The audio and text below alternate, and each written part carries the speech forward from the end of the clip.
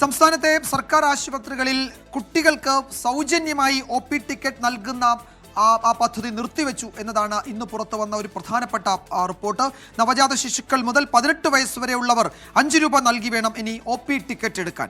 ആരോഗ്യകിരണം പദ്ധതി മുടങ്ങിയതോടെയാണ് കുട്ടികൾക്കുള്ള OP ടിക്കറ്റിന് പണം വാങ്ങി തുടങ്ങിയത്. സർക്കാർ ആശുപത്രികളിൽ എല്ലാം സൗജന്യമാണെന്നാണ് സർക്കാരും ആരോഗ്യവകുപ്പും പറയുന്നത്. എന്നാൽ കുട്ടികൾക്ക് സൗജന്യമായി നൽകിയിരുന്ന OP ടിക്കറ്റിന് പോലും ഇപ്പോൾ കാശ് വാങ്ങിത്തുടങ്ങി. കേന്ദ്ര സർക്കാരിന്റെ സഹായത്തോടെ സംസ്ഥാന സർക്കാർ APL BPL വ്യത്യാസമില്ലാതെ കുട്ടികൾക്ക് സൗജന്യ ചികിത്സ നൽകുന്ന പദ്ധതിയാണ് ആരോഗ്യകിരണം.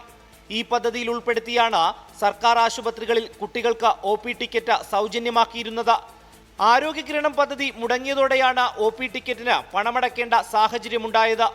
നോർമൽ ആശുപത്രികളിൽ പൈസ വാങ്ങാറില്ല OP ടിക്കറ്റ് എടുക്കുമ്പോൾ. ഇപ്പോൾ ഇവിടെ വന്നപ്പോൾ എനിക്ക് മോനും കൂടെ കാണിക്കണമായിരുന്നു. അപ്പോൾ 10 രൂപ വാങ്ങിയായിരുന്നു.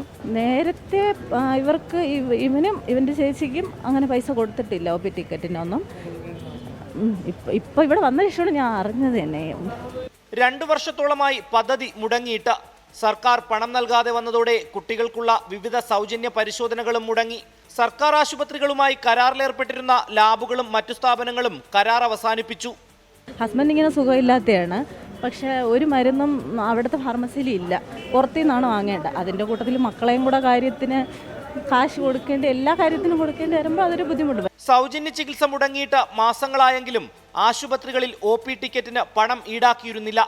എന്നാൽ ആരോഗ്യകിരണം പദ്ധതിയിലൂടെ പണം പൂർണ്ണമായി നിലച്ചതോടെ അതും അവസാനിപ്പിച്ചിരിക്കുകയാണ്.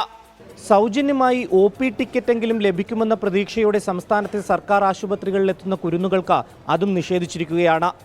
ആരോഗ്യകിരണം പദ്ധതിയുടെ ഭാഗമായി ഫണ്ട് ലഭ്യമാകാത്തതിനാൽ സൗജന്യം നൽകാൻ കഴിയില്ല എന്നുള്ളതാണ് ആശുപത്രി അധികൃതർ വ്യക്തമാക്കുന്നത്. റിനു ശ്രീധർ, 24, തിരുവനന്തപുരം.